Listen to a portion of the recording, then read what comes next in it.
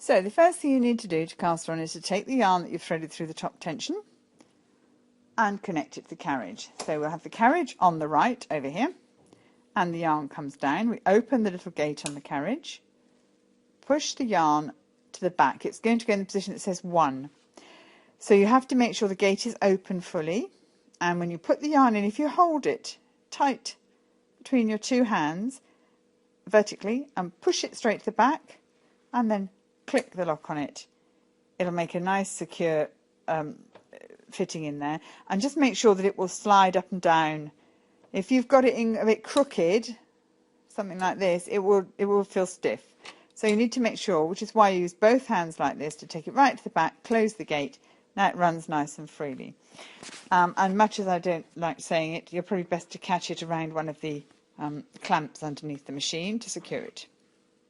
Set your tension dial to 5, as we said. The handle will probably be up, but I'm just going to put mine back up again. Check that your carriage is all set to normal. This lever is pointing out towards you. The brushes are up. The side levers are forward.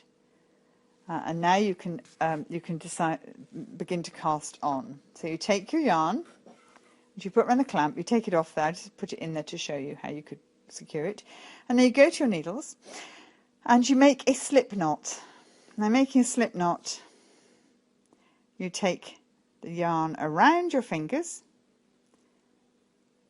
behind them, and then catch it and pull it through. Now, I'm not going to make a big thing about that. You can learn to tie a slip knot, or you can use an ordinary knot.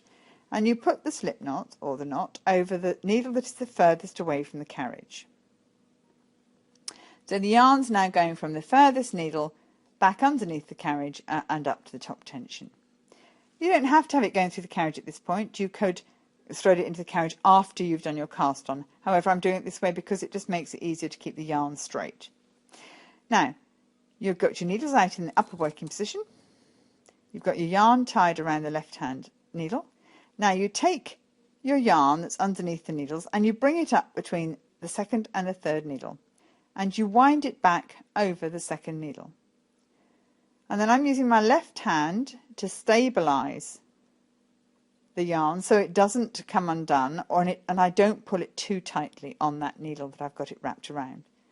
And now I take it up between the third and the fourth needle and back over the third. Use my left hand to stabilise the loop on the needle. And I'm pushing that loop that you can see there right back against the gate pegs and keeping it so that it will keep sliding up and down the needle quite comfortably. It's not too tight, it's not too loose. Now I come up between the fourth and the fifth and go back over the fourth. And then between the fifth and the sixth and back over the fifth. And I carry along like this, all the way along the needles. So you're always going up between the next two empty ones and back over the first empty one. Up between the first two empty ones and back over.